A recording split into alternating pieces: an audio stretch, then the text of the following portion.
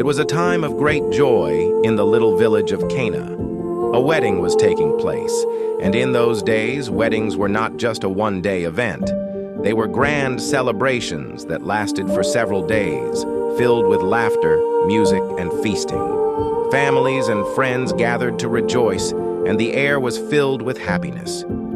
Jesus was there, along with his mother Mary and his disciples. The celebration was in full swing, with guests enjoying the meal, dancing, and drinking wine, as was the custom of the time. The bride and groom were delighted, their families beaming with pride. But then, something unexpected happened. The wine was running out. Now, in that culture, running out of wine at a wedding was more than just an inconvenience.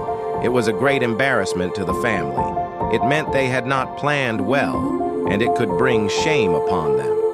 The servants whispered anxiously among themselves. The host of the wedding looked distressed. What could they do? Mary, the mother of Jesus, noticed the problem.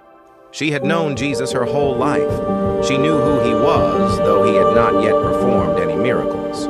And so, with quiet confidence, she approached him and said, "They have no wine." Jesus looked at her and replied, "Dear woman, why do you involve me?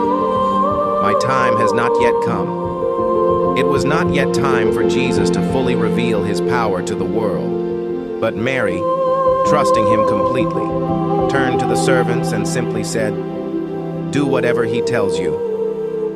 There, nearby, stood 6 large stone jars. These were used for ceremonial washing, and each jar could hold about 20 to 30 gallons of water.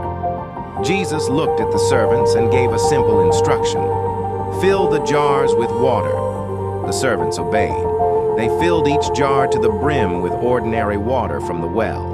Perhaps they glanced at each other in confusion. How could this solve the problem? But they did as he said. Then Jesus spoke again.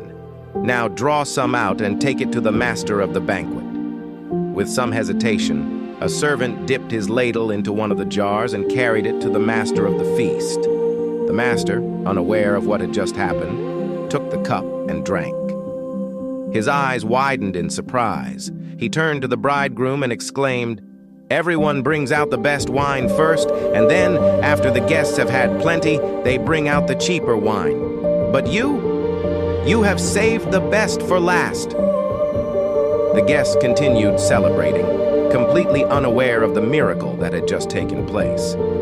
But the servants knew. The disciples knew. And in that moment, they saw the glory of Jesus revealed.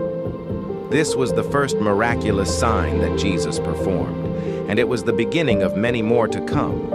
His disciples believed in him, and through this simple yet powerful act, he showed that he was no ordinary man, he was the Son of God. And so, a wedding that could have ended in embarrassment became a moment of divine blessing, all because Jesus was there.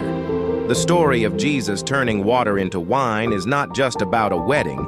It is a reminder of his power to transform, to provide, and to bring joy.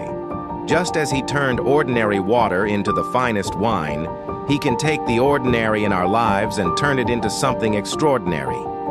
Would you trust him to do that for you today?